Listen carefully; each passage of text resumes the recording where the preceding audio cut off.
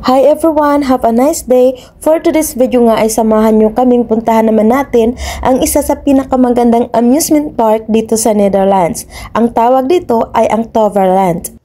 Ang Toverland ay isang theme park na matatagpuan sa Zevenum, Netherlands at isa ito sa mga pinakapinupuri at patok na amusement park sa bansa, lalo na para sa mga pamilya at mahilig sa fantasy theme.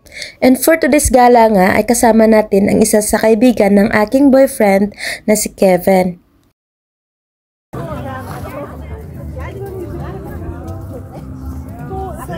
Ito pala ang entrance ng amusement park at ang entrance fee pala dito ay 50 euro o 3,000 dyan sa Philippine money.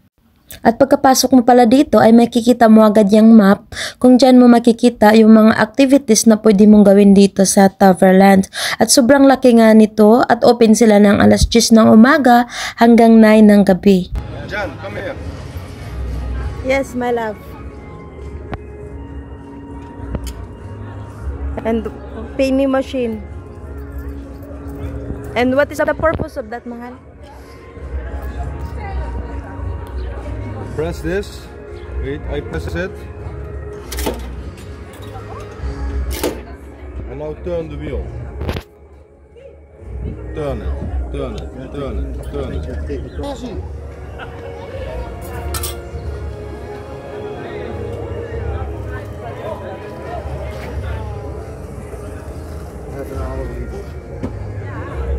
Oh! Can I have this? Yeah.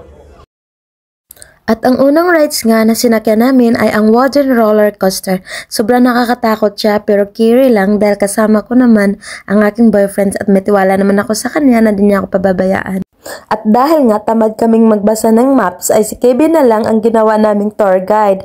Kaya kung saan siya pupunta ay sunod lang talaga kami. Hindi nga lang din ako ang nag-i-enjoy dito ay pati na rin talaga ang boyfriend ko at si Kevin.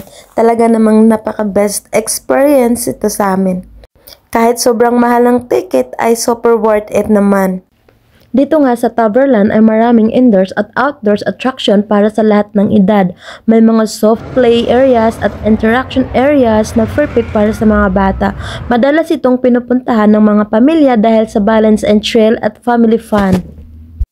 At ang sobrang famous nga nilang rides dito ay ang Phoenix, Troy, Dwervelwent, and Avalon area. Yung mga ganitong rides ay nakakatakot talaga at sobrang nakakakaba pero ang sulit naman dahil sobrang fun din naman kapag na-experience mo na. Ako, first time ko lang din naman subukan yung mga ganitong rides. Yun nga, gusto ko na din ulit-ulitin dahil nag-i-enjoy talaga ako ng sobra. At kung mahilig ka nga sa theme parks at gusto mo ng kakaibang mix and fantasy, high quality theming at exciting rides, Toverland ay highly recommended. Kaya naman kapag mag-Europe kayo, siguraduhin niyong ma-visit niyo din ang Toverland o mas kilala sa kanila ditong Magic Land. Mag-i-enjoy ka na, kompleto pa ang iyong bakasyon. And dahil sobrang haba na nga ng video to, sa iyo and kwarto. Bye! Ja, dat is wel grappig. Ja. They changed this. Nee, naar boven.